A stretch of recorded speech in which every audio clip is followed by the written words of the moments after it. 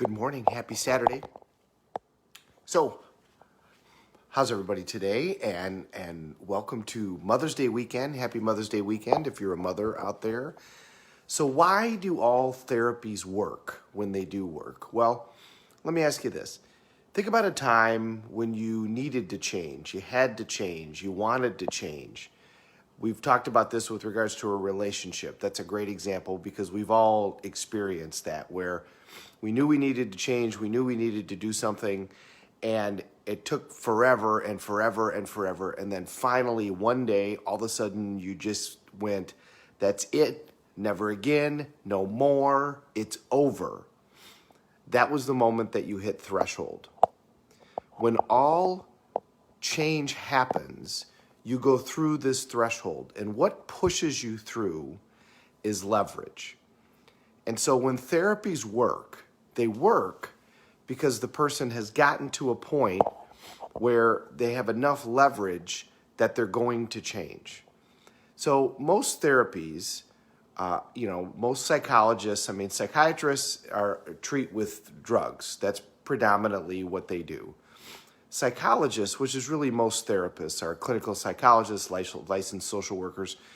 Most of the time, what they do is non-direct therapy, which is tell me how you feel about that, tell me how you feel about that, tell me how you feel about that. And what happens is over time, you change your conditioning to an event as you talk about it, and we say analyze about it. That's what coaches would say is because the average length of time for one of those therapies for somebody to change is 7 years. So they work, it's just they take exceptionally long to work. And because of that, kind of this next generation of therapy appeared, which is now called coaching. And the downfall of coaching is it isn't regulated. So if you hire a coach, you have no idea, and without looking into them, you have no idea how much training they have, how much they really know what they're doing. I mean, anybody can hang their shingle and say, I'm a coach. So, obviously the best way is to talk to people that they have coached and see whether or not they're getting the results. But coaching, instead of non-direct therapy, instead of saying, how do you feel about that? It's more direct therapy. They ask permission and get permission from you to be direct about how we're approaching this particular problem. So rather than waiting for you to get there, they direct you there. And they do that by asking questions. They try not to just point it out because it's better if you realize it as opposed to them just telling you. But sometimes you got to just tell the person. So that has become kind of the next generation. But when they all work, they work because you have enough leverage. Remember, everything that we're doing to avoid pain and gain pleasure. We'll do a lot more to avoid pain than we will to gain pleasure. So when the pain gets enough that you break through and you get through the fear of the change, because that's the only thing that stops us is fear, that we feel like we're giving something up, that we feel like we're coming from a place of lack, that we fear the unknown, whatever. That's what stops us. So when you get to enough pain, enough leverage that you break through that, that's when change actually happens. What's important about that is two things. Number one, to understand leverage is everything.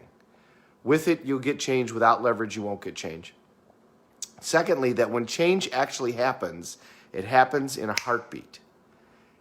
It may take somebody years to finally change, but when that change happens, it happens.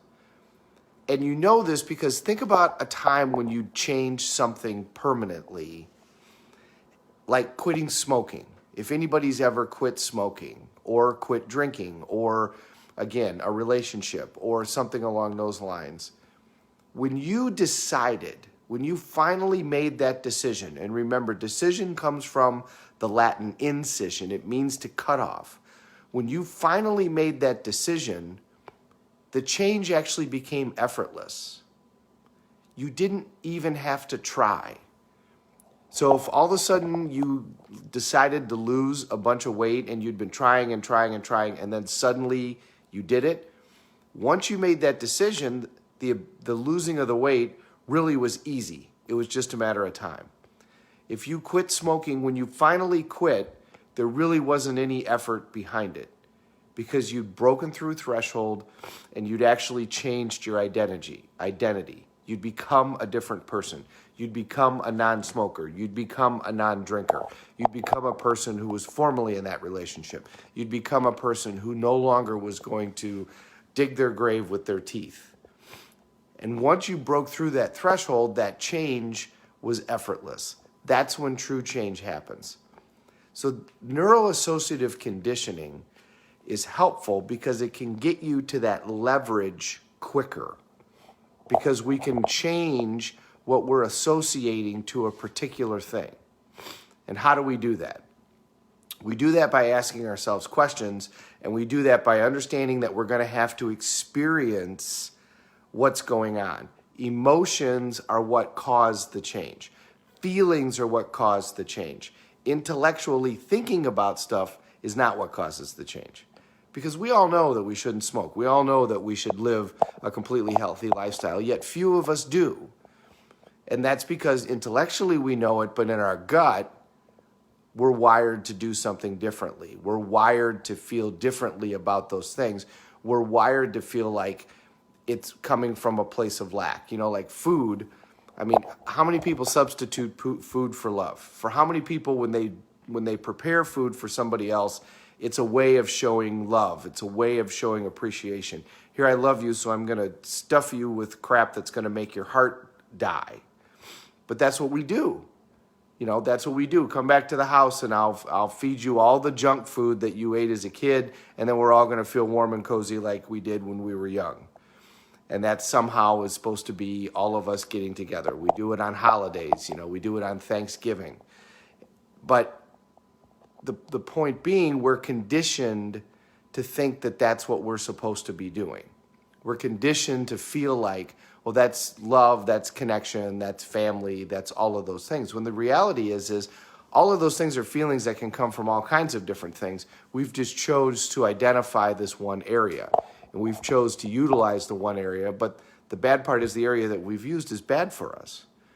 You can use an area that's good for you. You can use an area that's healthy. And in fact, there's families that do that. So neuroassociative conditioning can get you to that leverage where you all of a sudden break through that threshold and you no longer are bound by those preconceived conditioning ideas that take you to that place. So how do you do that? Well, you do that by putting yourself in the moment and feeling the feelings like we've talked about before. And the big thing is to ask yourself, what's going to happen if I don't change? If you really want to change something, sit down and feel in your gut, what happens if I don't change? What happens in 5 years? What happens in 10 years? What happens in 20 years? What happens to the people around me? What happens to the people I love? What have I lost? What will I lose? What will I give up? What experiences will I not have if I don't change? And feel it, and feel that in your gut. And then that's when change starts to happen. Remember, it's only when the tears come when change really happens. That's when you've got enough leverage. If the tears come, then you've got enough leverage, and then change is going to get you there. Neuroassociative conditioning is a way to recondition yourself so that you're not at the effect, you're at the cause. The big thing to remember today is, number one, that change happens in a heartbeat. Number two, that the way to get lasting change is leverage. And number three, that you can give yourself that leverage at any time. You know, you can wait for the world to come along and all of a sudden decide to give you the leverage, for the universe to give you the impetus to change, or you can do it yourself and you can do it now.